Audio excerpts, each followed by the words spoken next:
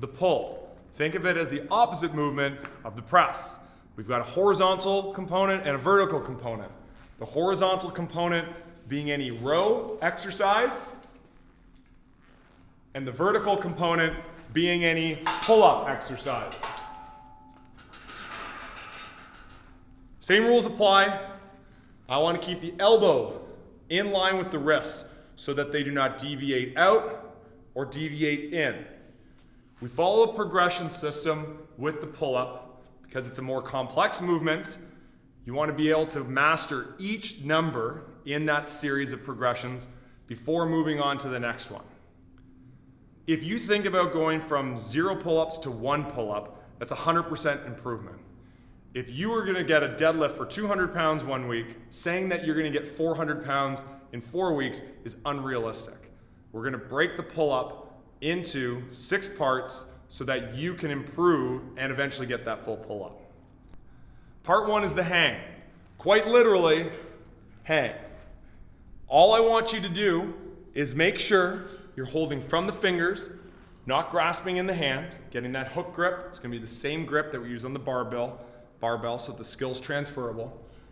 And 2 positions here, a passive and an active. The first movement, okay, in that pull-up is going to be that active movement through the shoulder blades.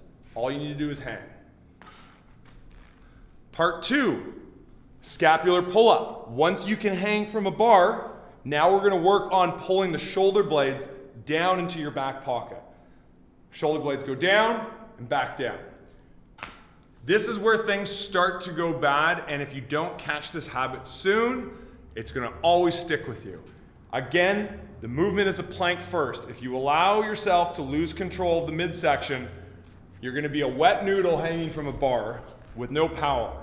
So instead of pulling up like so, where you have no core, you want to stay engaged. Engaged. Part 3.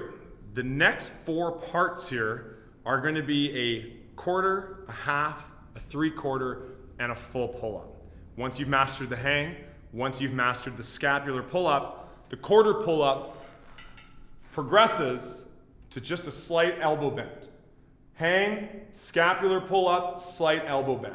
Hang, scapular pull-up, slight elbow bend. The 4th progression, the half pull-up. You were able to now bend your elbows. The half pull-up is when you can bend your elbows to 90 degrees. From here, pull 90, full extension. Hang, scapular pull-up, 90, full extension. The 5th progression is the 3/4 pull-up. This is where most people fail to do correct pull-ups when they think they can do them. Chin goes to the bar for a 3/4 pull-up. Okay, if the chin only goes to the bar, it's not a full pull-up, it's a 3/4 pull-up. When you start to increase the load, you're going to find that your elbow is going to want to get away from that underneath wrist position. So always make sure that you're keeping that elbow underneath the wrist. You can adjust your width, but wherever your hands are, the hand needs to be over top of the elbow. 6th progression, the full pull-up. Now, with this width, this is going to be most important to make sure that you are wide enough to allow your chest to come up to the bar. If your hands are too narrow, you're going to have your shoulder roll in.